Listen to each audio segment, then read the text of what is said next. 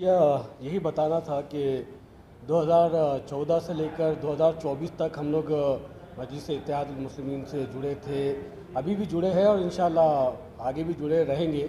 मैं सबसे पहले बैरिस्टर असदुद्दीन ओवैसी साहब का, इम्तियाज़ जलील साहब का शुक्रगुजार हूँ कि उन्होंने मुझे सिटी प्रेसिडेंट के अहदे से नवाजा। फिर उसके बाद 2017 से लेकर 2021 तक मैं सिटी प्रेसिडेंट रहा। 2021 से लेकर 2024 तक मैं डिस्ट्रिक्ट प्रेसिडेंट रहा।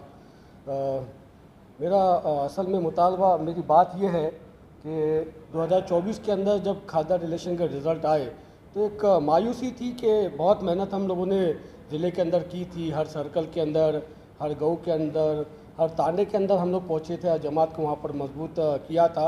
मगर क्योंकि रिज़ल्ट वैसा नहीं आया जैसा हमें उम्मीद थी, तो मेरा व्यक्तिगत मेरा मामला ऐसा था कि मैं रिज़ाइन देना चाहता था डिस्ट्रिक्ट प्रेसिडेंटशिप से, ये कहते हुए कि कहीं ना कहीं इस रिज़ल्ट के लिए मैं भी ज़िम्मेदार हूँ।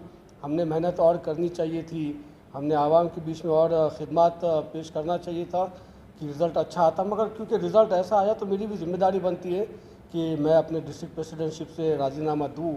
मैंने इम्तियाज़ जलील साहब को राज़ीनामा देने की कोशिश की थी, मगर साहब की तरफ से मुझे कुछ रिस्पांस नहीं मिला। तो आज फाइनली वेट करने के बाद आज फाइनली हम लोग प्रेस कॉन्फ्रेंस करके ये इन्फॉर्म किए कि मैं एज अ डिस्ट्रिक्ट प्रेसिडेंट मैं राज़ीनामा देना चाहता हूँ। दूसरी वजह ये थी कि आने वाले जो एमएलए इलेक्शंस हैं 2019 के अंदर भी मैं एमएलए इलेक्शन का कंटेस्टेंट था। मैंने जमात से जो है तो टिकट मांगा था, मगर दुर्भाग्यपूर्ण मुझे टिकट नहीं दिया गया। मगर 2024 में मुझे ये उम्मीद है कि जमात मुझे इस बार एमएलए का टिकट ज़रूर देगी। देखिए 2017 में मैं सिटी प्रेसिडेंट बना था। 2019 से हम लोगों ने औरंगाबाद दारुस्सलाम के ऊपर जनता दरबार की शुरुआत की थी। 2019 से लेकर आज तक हमारा जनता दरबार चलते आ रहा है। रोज़ सुबह में 11 बजे से लेकर 2 बजे तक हम आवाम के बीच में बाहर हमारे एसी कैबिन छोड़कर बाहर टेबल डालकर टेंट के अंदर बैठते हैं। आवाम के जो भी मसाइल हो, चाहे वो एमएसपी के ताल्लुक से हो, कॉरपोरेशन के ताल्लुक से हो, या पुलिस के ताल्लुक से हो, या और कोई मामलात हो, हम उनके मामलात को हल करके देने की यहाँ पर कोशिश करते रहे हैं। मैं समझता हूँ कि बहुत खिदमत हम लोगों ने आवाम की और कहीं ना कहीं आवाम भी इस बार ये चाहती है कि समीर साजिद बिल्डर को जो है तो मजलिस इत्तेहादुल मुस्लिमीन की तरफ से एमएलए का टिकट दिया जाए।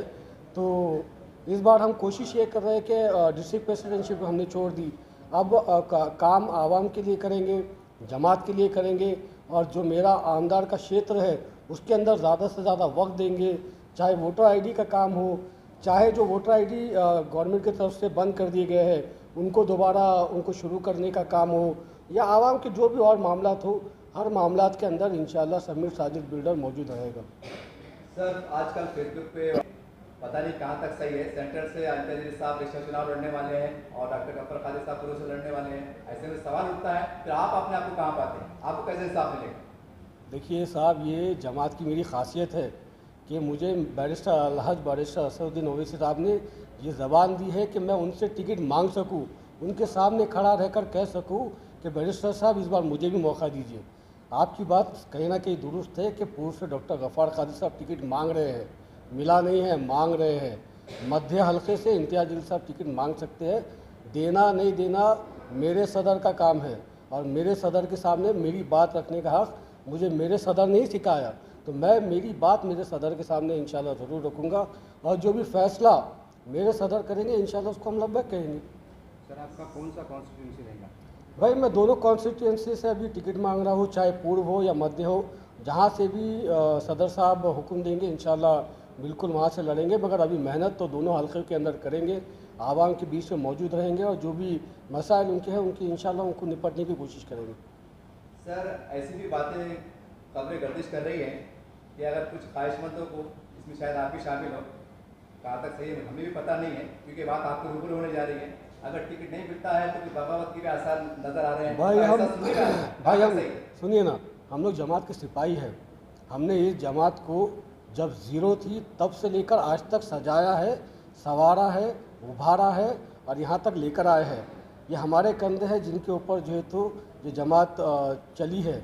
मेरा अकेले का कंधा नहीं है, मेरे जैसे हज़ारों लाखों सिपाहियों के कंधों के ऊपर ये जमात यहाँ तक पहुँची है और ये कंधे इंशाल्लाह जमात को संभालते रहेंगे, चाहे जमात टिकट दे या ना दे। सर आप जिला सदर रह चुके हैं, आज मैं उस शख्सियत का नाम नहीं लूँगा, मायनान की बड़ी शख्सियत, उनके बारे में अफवाहें गर्दिश कर रही हैं कि हो सकता है कि वो राष्ट्रवादी में चले जाए। ऐसा लगता है सर कि आपको पार्टी में सब ठीक ठाक चल रहा है कि कुछ